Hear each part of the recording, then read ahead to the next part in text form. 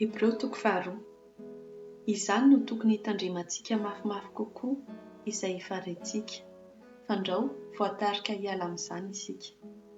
Nanandanja tokoa na dia niafatra nentin'ny anjely aza, ary izay rehetra nandika izany na tsy nanaiky izany dia nahazo sasy tandrify azy. Ka ataontsika ahoana no fandositra raha tsy rarahintsika ny famonjea-dehibe toy izany? Ny tompo mihitsy no efa nitory voalohany izany famonjena izany, ary no hamafisin'ireo izay nandre mba ho fanasoavana antsika.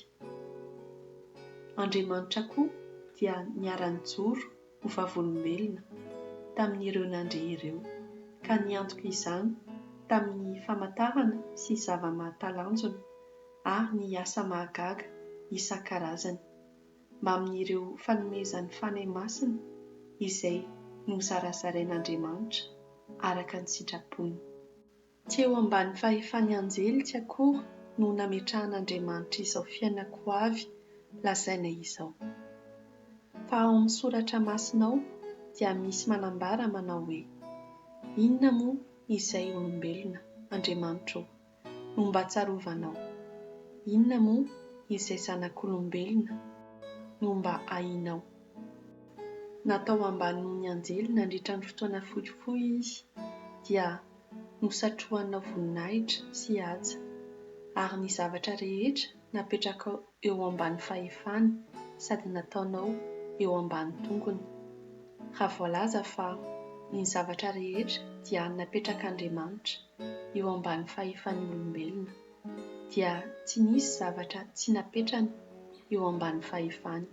Kanefa ankehitriny dia mbola tsy hitantsika hoe napetraka eo ambany fahefan'ny olombelona ny zavatra rehetra. Izao no hitantsika, natao ambany noho ny anjely nandritra ny fotoana fohifohy i Jesosy, mba ho faty ho an'ny olona rehetra noho ny fahasoavan'Andriamanitra. Ary satria niaritra ny fahafatesana izy, dia nosatrohan'Andriamanitra voninahitra sy haja. Eny, Andriamanitra izay nahary ny zavatra rehetra sady antony naharian'ny zavatra rehetra, dia te hitondra zanaka maro ho any amin'ny voninahitra, ka rariny raha nataon'Andriamanitra ho tanteraka tamin'ny alalan'ny fijaliana tokoa i Jesosy, ilay mpitari-dalana azy ireo ho amin'ny famonjena.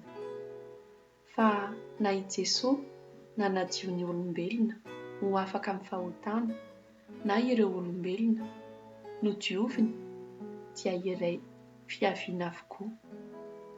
Noho izany dia tsy menatra i Jesosy miantso azy ireo hoe zandriny, fa hoy izy: anambaranao amin'ireo zandriko aho, Andriamanitra. Eo afovoan'ny fiangonana no hiterako anao. Izao koa no nataony hoe atoky an'Andriamanitra aho, ary koa hoe indreto aho sy ireo zaza nomen'Andriamanitra ahy. Koa satria moa olombelona no famandray ireo zaza, dia tonga olombelona tahaka azy koa i Jesosy. Izany no nataony, dia ny mba andalovany amin'ny fahafatesana, ka ahatonga ilay mitana ny herin'ny fahafatesana, izany hoe ny devoly, tsy ahavita na inona inona intsony, ary koa ny mba hanafahany an'izay rehetra voagejany taotry ny fahafatesana, ka nandevozina nandritra ny androm-piainany manontolo. Miharihary tokoa fa tsy anjely velively no vonjen'i Jesosy, fa ireo taranak'i Abrahama. Koa amin'ny zavatra rehetra dia tsy maintsy tahaka ireo zandriny izy, ka ho tonga mpisorona be, mamindra fo sy mahatoky eo amin'ny fifandraisana amin'Andriamanitra, mba hanonitra ny heloky ny vahoaka. Fa noho ny tenan'io mpisorona be io niaritra fijaliana sy nalaim-panahy, dia mahavonjy izay rehetra alaim-panahy koa izy.